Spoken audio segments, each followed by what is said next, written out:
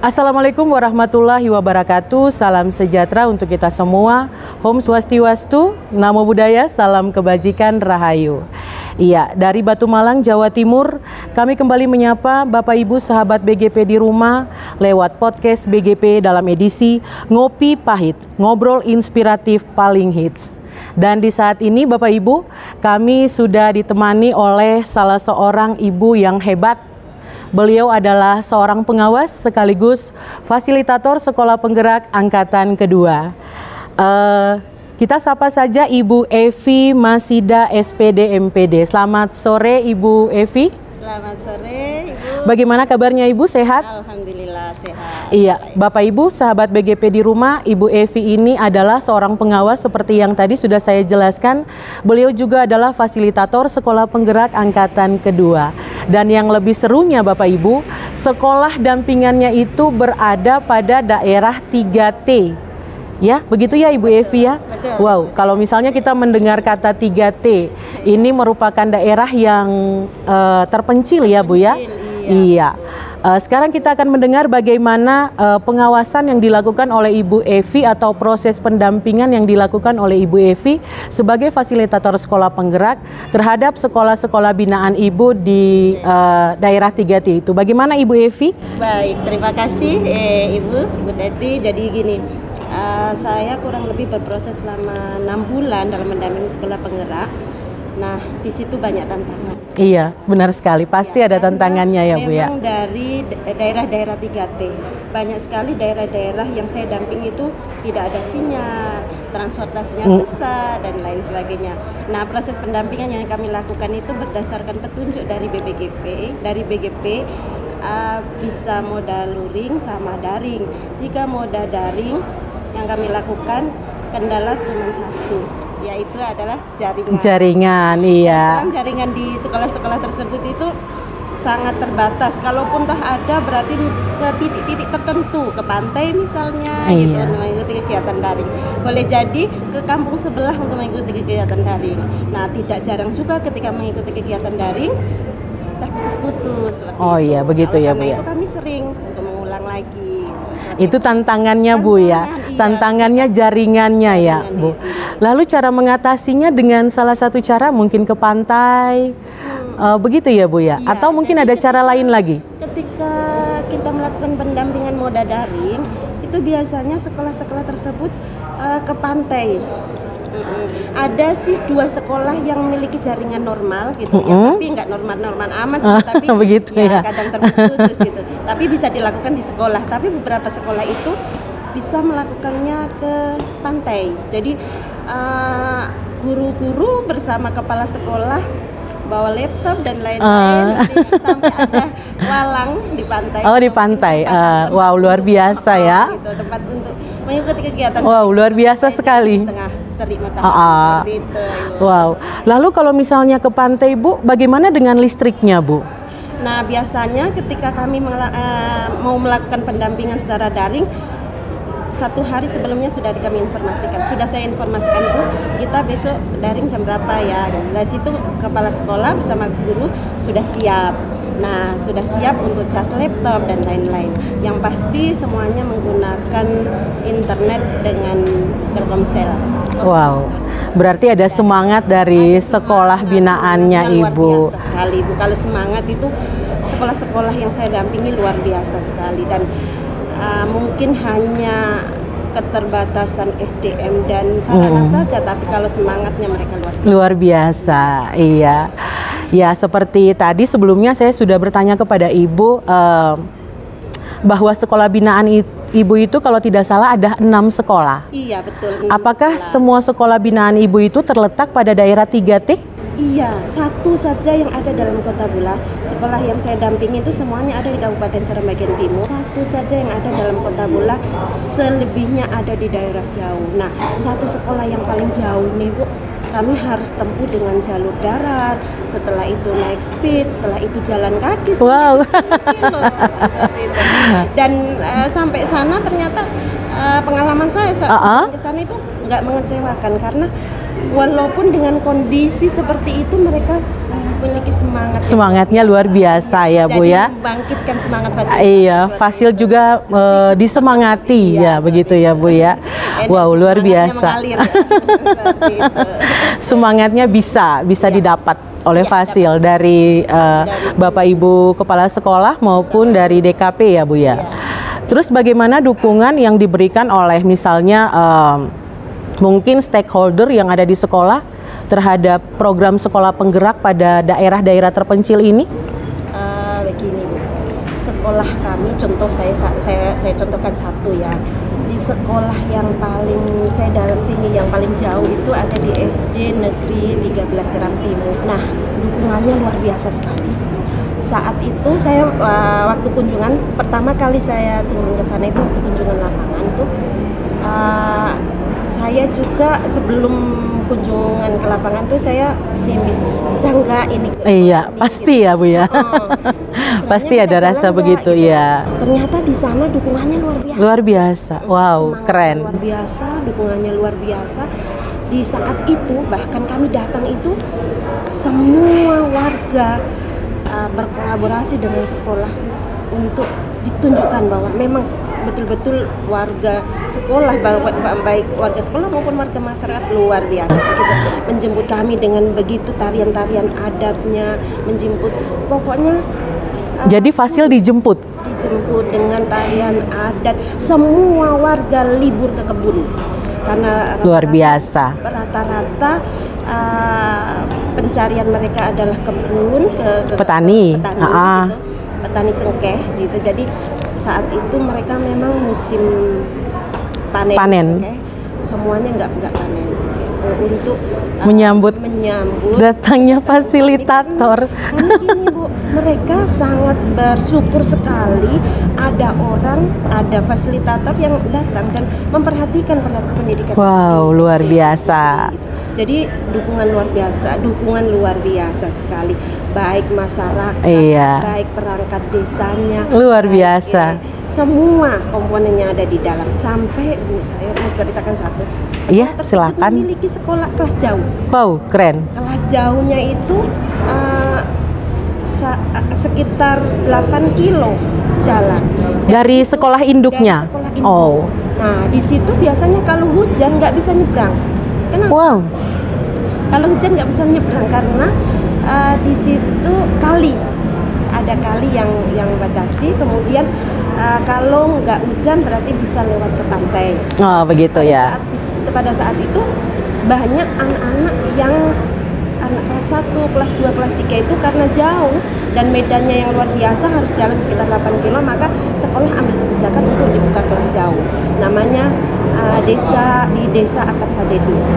Di desa Akad Fadedo, Kabupaten Seram bagian timur ya, Provinsi Maluku. Kecamatan Seram Timur. Wow, ada kelas jauh di sana, Bapak Ibu sahabat BGP di rumah.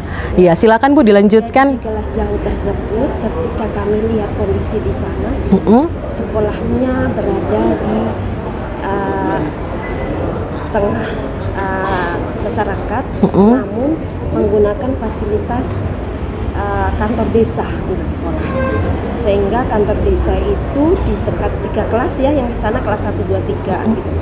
Nah, 2 ruang, ada 1 ruang itu digunakan untuk kelas 1, 1 ruangnya di kelas 2, kemudian satunya lagi di rumah warga, depan kantor desa. Wow. Pada saat kami kunjungan ke sana, Bu, luar biasa mereka itu. Kenapa? Kumpul semua. Semua warga berkumpul. Kemudian wow, dukungan yang luar biasa dari warga masyarakat juga ya Bu ya? Iya Bu, sampai mereka itu bersyukur ada yang datangi ke sana. Waktu itu saya kolaborasi dengan pengawas datangnya, bersyukur ada ke sana sampai rapatlah kita sama-sama membahas kendala yang dialami anak-anak kita dalam belajar. Betul sekali, bagus. Kendalanya adalah ruang belajar, sehingga diambil kesepakatan bersama Bapak Ibu di dalam forum tersebut, masyarakat bekerja sama dengan perangkat desa dan kepala sekolah bersama guru akan membangun di masyarakat sendiri. Jadi memang rata-rata ekonomi di sana itu agak lemah, jadi memang nggak bisa membangun yang mungkin yang Wow. luar biasa sekali gitu kan. Tetapi paling tidak adalah semacam kelas darurat gitu yang terdiri dari kayu seperti itu. Dan itu sudah dikomando saat ini mereka sementara kerja. Wow, luar biasa Di Ibu. bulan Januari mereka sudah janjikan di bulan Januari itu sudah selesai dan siap digunakan. Untuk gurunya pun, gurunya pun mereka itu sampai bersyukur dan disiapkan 3 rumah warga untuk guru yang mau mengajar di sana. Wow, luar biasa sekali. Memang ada aura positif yang diberikan oleh Ibu Fasilitator sehingga bisa memberikan dampak positif juga untuk sekolah maupun warga masyarakat di sana. Memang benar ya Bu ya, kerjasama itu sangat harus dibangun oleh fasilitator maupun oleh sekolah dengan semua pihak, sehingga proses sekolah penggerak itu dia bisa berjalan. Iya. Kalau berbicara tentang sekolah penggerak, Ibu Evi, berarti kita berbicara juga tentang kurikulum merdeka ya Bu ya. Saya ingin bertanya sedikit Bu, bagaimana proses pelaksanaan kurikulum merdeka pada sekolah-sekolah penggerak yang Ibu dampingi? Oke, terima kasih Bu. Jadi implementasi kurikulum merdeka di 6 sekolah yang saya dampingi, alhamdulillah semuanya berjalan dengan baik. Namun kami masih menyadari bahwa ini adalah tahun pertama. Iya. Dan program ini baru jalan sekitar 6 bulan ya. Jadi ada beberapa kekurangan yang kami sempat sampai saat ini kami semuanya masih berbenah. Dan kami bersama 6 sekolah tersebut, saya bersama 6 sekolah tersebut berkomitmen untuk semester berikutnya, semester genap ini kami akan berupaya untuk implementasi kurikulum merdeka menjadi lebih baik. Misalnya kita akan sama-sama, kalau kemarin di semester pertama sekolah masih menggunakan TPA-TP yang hasil dari tapi di semester ini Ibu, semester ini mereka berkomitmen untuk menyusun sendiri TPA-TP berdasarkan CP. Luar biasa itu. Komitmen mereka di semester ini. Selain itu juga menyusun modul ajarnya ya? Menyusun TPA-TP, sampai dengan penilaian, modul ajar semuanya disusun sendiri. Mereka akan buat sendiri di semester ini. Keren. Itu komitmen mereka seperti itu, dan hampir semua sekolah memiliki semangat yang sama, spirit yang luar sama. biasa. Karena di antara 6 sekolah itu mereka bersaing, Bu. Gitu. Wow, luar biasa sekali. Jadi kalau lihat yang lain seperti itu, yang lain juga mau lebih dari itu, dan budaya yang bersaing yang positif ya Bu ya. Yang positif, berkompetisi yang positif ya dalam implementasi kurikulum merdeka. Dan mereka alhamdulillah untuk guru-gurunya ya Bu ya, aktif mereka di PMM. Oh, luar biasa. Iya, untuk guru yang ada di kota yang bisa dijangkau dengan sinyal seperti itu. Tapi untuk guru-guru yang misalnya di luar Bula, kota Bula, yang ini biasanya kalau ke kota mereka selalu akses PMM seperti itu. Wow. Tapi sebaiknya kan PMM itu kan diakses oleh semua guru ya Bu, yang memiliki akun ID belajar ya Bu ya, sehingga semuanya bisa terlaksana begitu. Luar biasa sekali Ibu Evi ya. Kalau misalnya kita lihat tadi Ibu Evi katakan bahwa pada semester berikutnya ini mungkin ATP, TP, kemudian modul ajarnya nanti disusun sendiri tanpa memodifikasi dari yang sudah ada di internet dan sebagainya. Bagaimana dengan modul proyek Pancasilanya? Disusun sendiri, sudah disusun atau masih dimodifikasi? Gini Bu, terkait modul proyek itu di semester 1 kemarin itu mereka masih mengadopsi, masih unduh dari PNM, kemudian mereka sesuaikan berdasarkan kebutuhan sekolah. Modifikasi ya Bu ya. Namun untuk tetapi pada saat kita pelatihan lokakarya tentang proyek P5 itu mereka bersama-sama menyusun. Wow, luar biasa Bapak Ibu. Jadi mulai dari awal sampai dengan dimensinya, subdimensi, semuanya mereka susun sampai dengan penilaian, sampai aktivitasnya. Nah, disitulah Bapak Ibu itu menjadi pengalaman bagi sekolah yang waktu itu masih adopsi. Karena itu adalah berbagi praktik baik. Wow, luar biasa. Yang menyusun sendiri dan sudah ditularkan kepada mereka. seperti itu, sehingga di semester berikut ini bahkan ada yang sudah jadi Bu modulnya. Wow. Disusun sendiri tanpa ini. Nanti memang masih lihat sih, tapi karyanya itu sekitar 80% adalah karya sekolah sendiri. Sudah jadi di Sudah jadi ya. Berapa sekolah yang sudah jadi Bu? Dua sekolah untuk semester berikutnya. Iya, Wow, luar masih biasa. berproses sekarang karena ini kan mereka sekarang masih proses pengisian e-raport ya. Jadi setelah e-raport ini nanti mereka godok lagi modul project sesuai dengan tema yang dia pilih. Wow, keren. Tadi sebetulnya saya mau bertanya tentang e-raport, tapi Ibu sudah menjawab. Jadi ke-6 sekolah Ibu bagaimana dengan proses sampai pada e-raportnya, Bu? Ini sementara karena ada satu sekolah yang sudah terima dan kemudian sudah mengisi. Sekarang ada beberapa sekolah itu yang masih proses, Bu. Mereka masih proses membuatkan akun guru. Oh, sementara proses ya, Bu? Iya, karena mereka agak sedikit kewalahan karena memang baru launchingnya di tanggal 30 kemarin. Benar sekali. Launchingnya di tanggal 30 kemarin, sementara di saat itu juga Bapak Ibu harus mengerjakannya. Soal ini harus buat instrumen tes dan sebagainya. Setelah itu, setelah ini baru sementara proses itu. Iya. Ada satu yang sudah launchingnya tanggal 30, kemudian harus sebagai guru harus sudah ya buat akun dan sebagainya, kemudian melaksanakan tes, kemudian melaksanakan pengisian e-raport, waktunya itu sangat mepet. Bagaimana proses pendampingan Ibu sebagai fasilitator dalam menyiapkan semuanya itu kepada sekolah-sekolah binaannya Ibu? Dari jauh-jauh hari saya sudah pastikan sekolah-sekolah bagaimana formatifnya, dipastikan formatif dan sumatif selama proses 1 semester itu aman. Asesmennya sudah dipersiapkan jauh-jauh hari ya? Saya selalu kontrol, ingat ya Bapak Ibu, setiap kali proses jangan lupa tes formatif. Nah, setiap kali materi selesai jangan lupa sumatif, dan itu semuanya terbukukan, sehingga pada saat proses e-raport ini tinggal pengolahan saja, dan yang agak sedikit terkendala itu mempelajari sistem tuh gitu. Iya, benar jadi, sekali. Untuk proses penilaian formatif dan sumatifnya itu nggak jadi kendala sih. Mungkin karena waktu saja sehingga sekarang belum selesai, tapi saya rasa nggak jadi kendala, mereka nggak mengalami kesulitan gitu untuk saat ini, karena memang sudah ada yang selesai gitu. Jadi pendampingan saya selalu cek gimana Bu, Bapak Kepsek sudah selesai belum pasnya, kalau sudah silakan lanjutkan proses. Setiap kali aktivitas di sekolah dalam implementasi kurikulum mereka itu saya selalu pantau. Wow. Saya selalu pantau. Pantaunya melalui apa Bu? By phone. Kadang ketika ada situasi yang urgent kami selalu buat link Jimit. Yuk Bapak Ibu kita rapat, gitu, bicarakan apa yang harus dikerjakan sekolah saat ini gitu. Jadi kemarin kita sudah sempat buat rapat gitu, bukan buat rapat sih, berbagi praktek baik untuk sekolah yang sudah mengisi e-raport.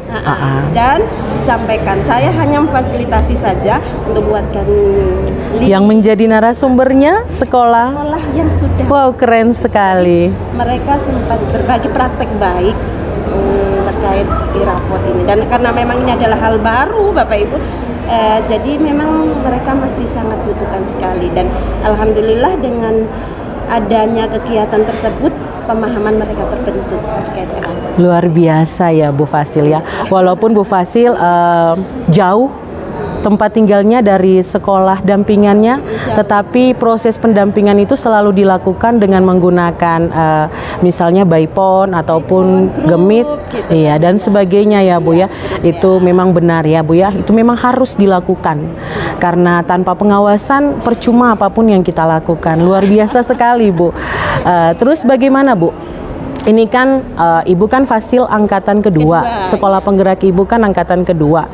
Sekarang ini kan kalau tidak salah sudah sekitar 6 bulan ya proses program sekolah penggerak. Ada tidak perubahan sebelum dan selama 6 bulan ini? Luar biasa. Luar biasa. Bagaimana perubahannya? Bisa diceritakan sedikit? Budaya mutu mereka terbentuk gitu kan. Kemudian refleksi mereka setiap saat melakukan rapat refleksi, saya bilang budaya refleksi terbentuk baik oleh guru, sekolah, kepala sekolah, dan akhirnya terbentuk sehingga semakin hari semakin baik. Pasti ada perubahan. Kualitas pembelajarannya, baik dalam rangka efektivitas kepemimpinan. Wow, sekolah, iya. itu. Jadi ya luar biasa sekali. Iya Bu Evi ya, kita dibatasi dengan waktu ya Bu ya. Saya sebenarnya ingin bertanya banyak kepada Ibu, sehingga Ibu bisa berbagi praktik baik dengan seluruh sahabat BGP yang ada di rumah maupun yang dimanapun berada. Tetapi seperti yang tadi saya katakan bahwa karena waktu jualah, sehingga kita harus mengakhiri kegiatan kita di hari ini. Tetapi sebelum kita berpisah, satu closing statement yang bisa Ibu Evi sampaikan kepada Bapak Ibu sahabat BGP yang di rumah, silakan Bu. Baik, terima kasih.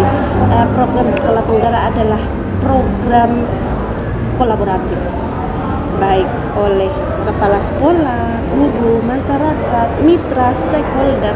Oleh karena itu, silahkan Bapak Ibu semua ambil peran dalam transformasi pendidikan, khususnya pada sekolah penggerak. Terima kasih. Oke, terima kasih Ibu Evi.